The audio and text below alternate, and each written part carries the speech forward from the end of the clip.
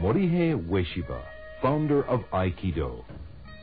Unlike classical Japanese martial arts, which stressed victory at all costs on the battlefield, Ueshiba O-sensei conceived of Aikido as a means for achieving the peaceful resolution of conflict and promoting harmonious interaction among members of society. Today, the martial art he originated is practiced by more than 300,000 enthusiasts all over the world. The founder passed away in 1969, and for many of today's practitioners, he has assumed an almost mythical dimension. Yet to convert this most extraordinary individual into a mere icon would render a disservice to the ideal he strove so hard to achieve. What is the origin of Aikido techniques? What influences shaped the founder's thinking? It is the early formative years of Morihei Ueshiba which hold the key to an understanding of the uniqueness of modern Aikido. Let us explore the events of the life of the young Morihei Ueshiba in order to lift the shroud of mystery surrounding the creation of Aikido.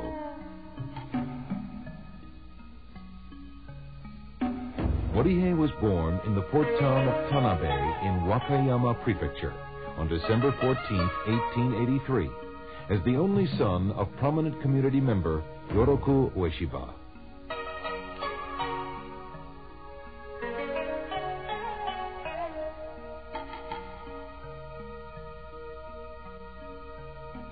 Yoroku was a man of considerable means and served as a town councilman for many years. Morihei started out as a sickly child, but with his father's encouragement, he engaged in strenuous exercise, gradually achieving robust health.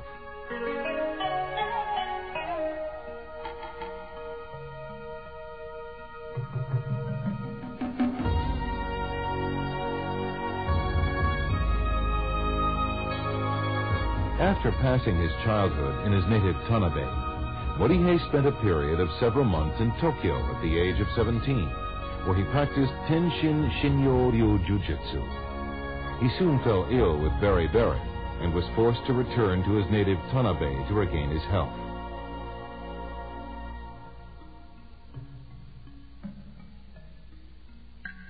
In late 1903, Morihei joined the Japanese Imperial Army shortly before the outbreak of the Russo-Japanese War. It was during his military service that he engaged in the study of Yagyu-ryu Jujutsu.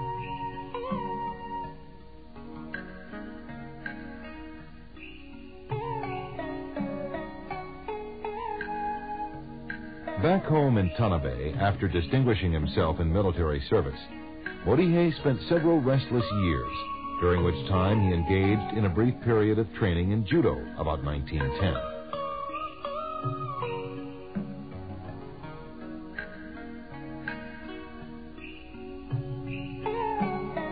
During this period, the Japanese government was providing incentives for those hardy individuals who would accept the challenge of settling the northernmost island of Hokkaido. In 1912, seeking a new life of adventure, Morihei led a party of young men from his native Tanabe to a remote area of Hokkaido called Shirataki. There, Ueshiba and the group set about the arduous task of hewing a new life out of the wilderness.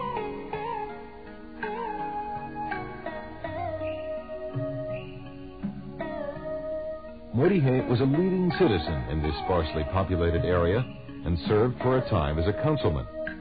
Life in Hokkaido was very demanding due to the severe weather conditions and backward nature of the area. Farming and logging were the main pursuits of the colonizers of this region.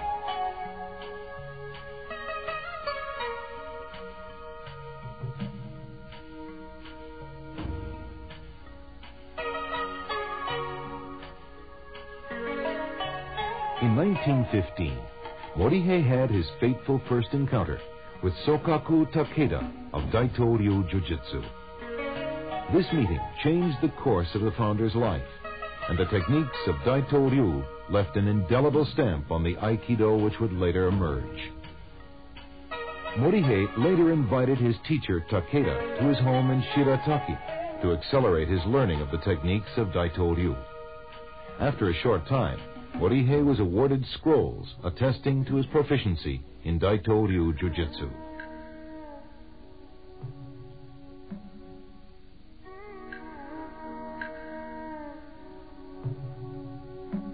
Morihei left Hokkaido suddenly after receiving a telegram in late 1919 informing him that his father was gravely ill. He left his home and most of his possessions with Sokaku Takeda and set out for Tanabe.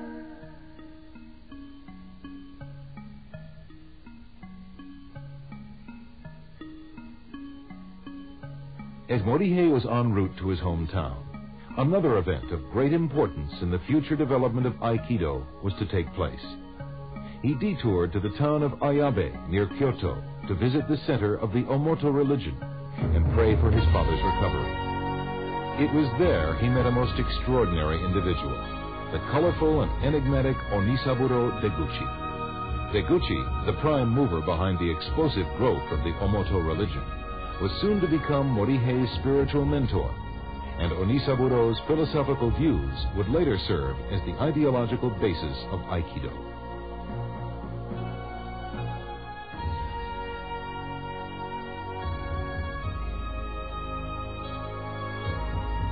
Arriving too late to comfort his dying father and overcome with grief, Morihei moved his family to Ayabe in the spring of 1920 to seek solace in the Omoto religion. He became an active member of the religious community and a trusted follower of Onisaburo Deguchi.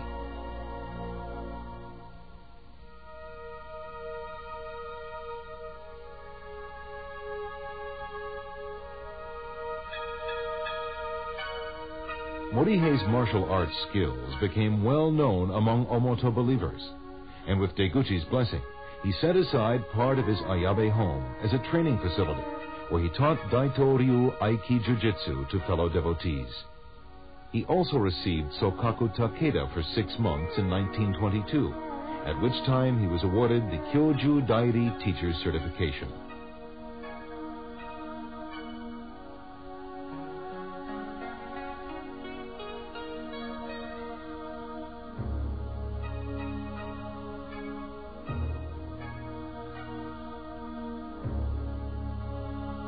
Ueshiba became part of the inner group of Reverend Deguchi and served as his bodyguard.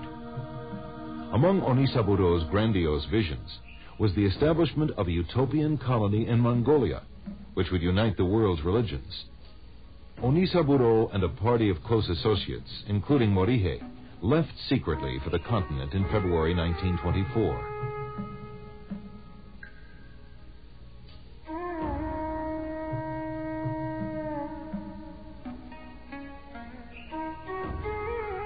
Deguchi's group became embroiled in local politics and obtained the backing of a prominent rebel leader. Their plans were, however, thwarted, and Deguchi, Ueshiba, and the other members of their party were captured by government authorities. The Japanese utopians were imprisoned and sentenced to death. Only through the intervention at the last moment of the local Japanese consul were they saved.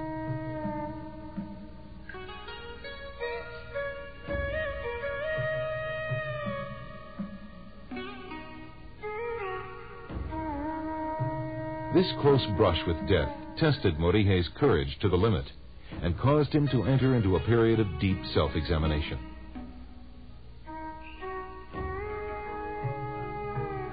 Following the harrowing experience in Mongolia, Ueshiba resumed martial arts instruction in Ayabe and other locations in the Kansai area. His fame as a martial artist gradually spread, and the founder was eventually invited to Tokyo to give demonstrations and seminars on behalf of Japan's military and political elite.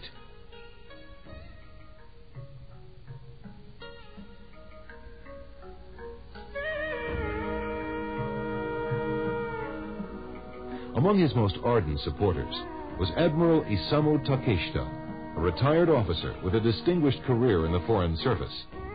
Also a martial arts enthusiast, Takeshita was instrumental in having Ueshiba relocate to Tokyo in 1927.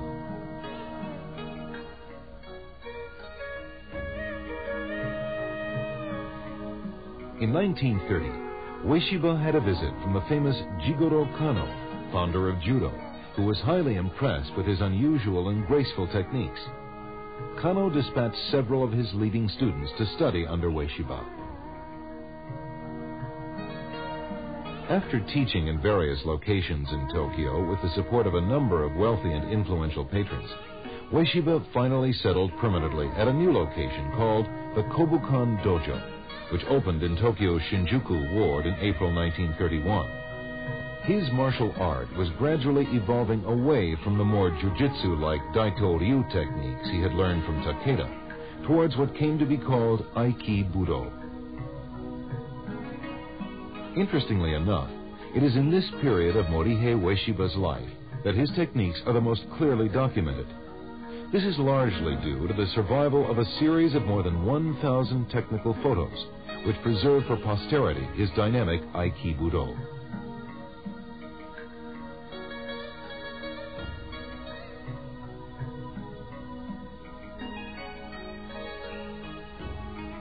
Although Ueshiba had already begun to transform the techniques of Daito-ryu according to his own vision, these photos provide conclusive evidence of the continuing influence of Sokaku Takeda's teachings on early Aikido. The complex joint locks and pinning techniques shown in these photos are unmistakably from the Daito-ryu technical repertoire. And now we present the classic 1935 film, Budo.